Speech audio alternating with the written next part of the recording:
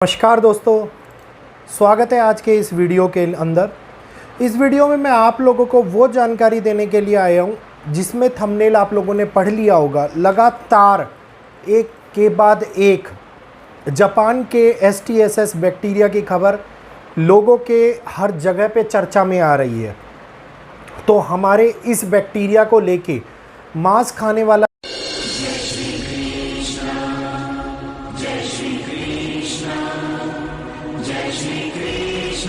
Bacteria इसको बोला जा रहा है, कोई इसको वेम्पायर बैक्टीरिया बोल रहा है, कोई इसको कुछ बोल रहा है। तो ये जो खबरें हैं ये हकीकत में अब एक सोशल मीडिया प्लेटफॉर्म पे ऐसी फैलती जा रही है जो मन में ऐसी भय की स्थिति उत्पन्न कर रही है, क्या ये भारत के अंदर भी घटित हो सकता है? अगर भारत में हुआ तो जापान जैसा जो देश है, जो इतना साफ़ सुथरा रहता है, वहाँ के लोग इतने साफ़ सुथरे रहते हैं, यहाँ पे इसके क्या हालात होंगे, क्या गंभीर परिस्थितियां निकल के सामने आएगी। तो आज इस वीडियो के अंदर मैं आप लोगों को सारी जानकारी स्पष्ट रूप से बताने वाला हूं।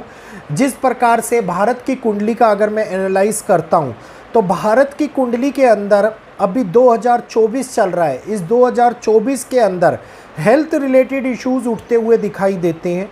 दक्षिण भारत के अंदर हेल्थ रिलेटेड इश्यूज़ ज़्यादा उठते हुए नज़र आते हैं।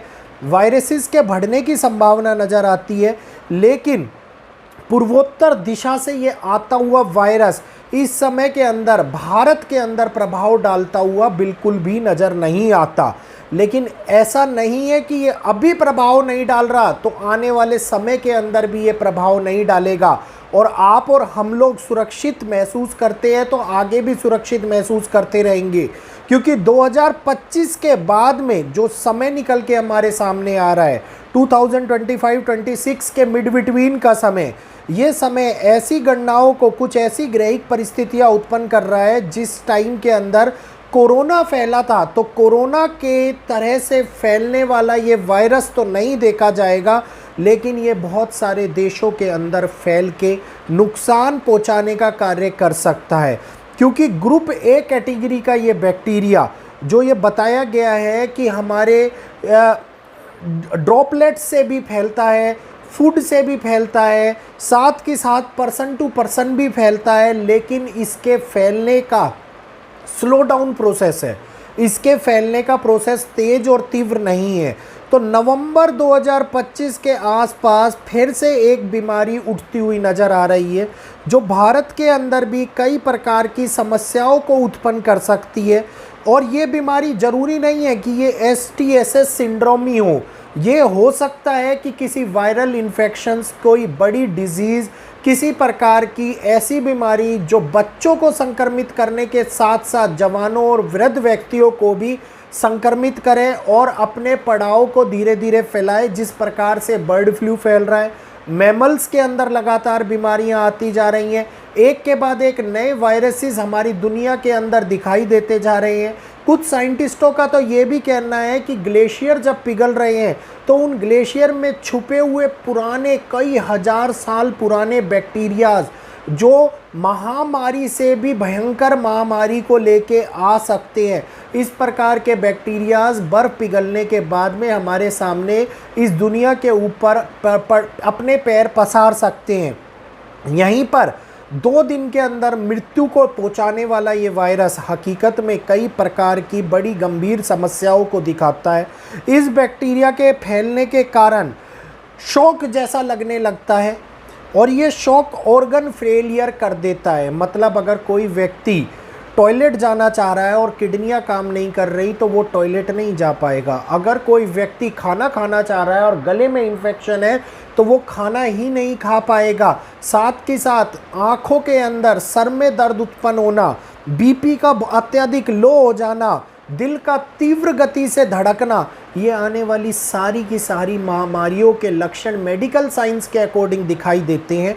लेकिन अब वो महामारियों का दौर शुरू होने वाला है 25-26 के आसपास से, जिसके अंदर पूरे विश्व के अंदर महामारियां फैलती हुई नज़र आएंगी। और ये महामारियां कई प्रकार का नुकसान, कई प्रकार की ऐसी समस्या भी हम लोगों के सामने लेके आ सकती है जो हमारी आने वाली पीढ़ी को खतरे में डाल सकती हैं। तो हमें सबसे बड़ी बात इस समय के ऊपर अपनी इम्यूनिटी को बूस्ट करने के लिए आयुर्वेद के सहारे को लेना ज़रूर चाहिए। आयुर्वेद का सहारा लेकर ही हम अपने इस शरीर को स्वस्थ बना के रख सकते हैं। साथ ही साथ इस शरीर को निरोगी बनाए रखने के लिए स्वच्छ आहार का सेवन करना अत्यधिक आवश्यक है, क्योंकि जो मांसाहार है फ्लैश के कारण ये बैक्टीरिया फैलता है। साथ ही साथ यही नहीं, जो bird flu, H2N3 virus, H5N2 virus, ये सारे ही मांसाहार के कारण फैलते हैं और मांसाहार का सेवन करने वालों के अंदर ये बीमारी अत्यधिक और बड़ी तेज़ी से फैल सकती है। तो हम लोगों को इस समय के ऊपर कई प्रकार की प्रिकॉशंस लेते हुए अपने आने वाले जीवन को और भी ज़्यादा शुद्धताई से जीना आवश्यक है। योग का सहारा लेते हुए जीवन को आगे बढ़ा सकते हैं। कल का एक वीडियो मैंने आप लोगों के सामने प्रदर्शित किया था, जिस वीडियो के अंदर मैंने बताया था कि यूरोपियन कंट्री के अंदर बहुत बड़ा कुछ अटैक जैसी संभावनाएं दिखाई दे रही हैं। खासकर भारत के अंदर भी आंदोलन और प्रोटेस्ट जैसी संभावित स्थिति उत्पन्न हो सकती है। तो आप देखिए कि भारत के अंदर नीट को लेके किस प्रकार से विपक्ष के द्वारा आंदोलन और प्रोटेस्ट की संभावित स्थिति बढ़ती जा रही है, किस प्रकार से जगह जगह के ऊपर ये आंदोलनकारी के मतलब ये कार्यकर्ता आंदोलनकारियों का रूप लेकर परीक्षाओं को रोकने के लिए परीक्षाओं के ऊपर कई प्रकार के सवाल उठाते हुए नजर आ रहे हैं।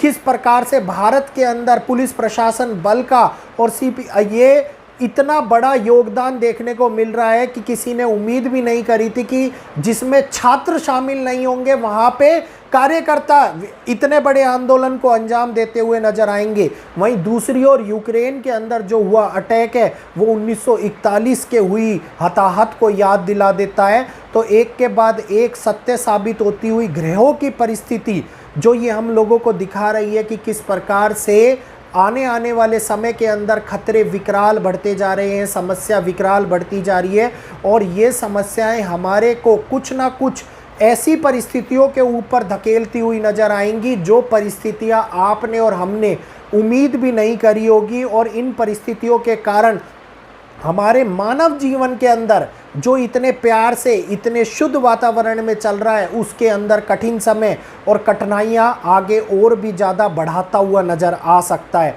तो समय परिस्थितियों को बदल रहा है, प्रकृति अपने आप को बदल रही है, मानव को स्वयं बदलना है, क्योंकि अब आने वाले समय के अंदर नए नए वायरसेस, नई नई बीमारियां, नई नई महामारियां, साथ के साथ युद्ध, साथ के साथ बड़ी प्राकृतिक घटनाएं किसी न किसी प्रकार से किसी न किसी रूप में हम लोगों के सामने आने वाली हैं और ये निरंतर अब बढ़ती जाएंगी। जिस प्रकार से पहले भूकंपों का सिलसिला थोड़ा सा था और वो तीव्र होता गया है, महामारियां कम आती थी, अब लगातार एक के बाद एक आ रही हैं। तूफान कम पैमाने के आते थे, अब वो बढ़ के बड़े पैमाने के आ रहे हैं।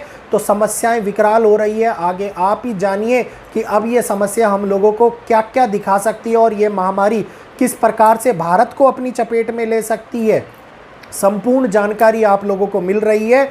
तो अगर जानकारी आप लोगों को पसंद आ रही हो तो प्लीज़ वीडियो को ज़्यादा से ज़्यादा लोगों तक शेयर किया कीजिए, वीडियो को लाइक कीजिए और बेल आइकन को ऑल पे कर लिया कीजिए ताकि नोटिफिकेशन के माध्यम से लाइव सेशन जो मैं करता हूं उसकी जानकारी आप लोगों को मिलती रहे।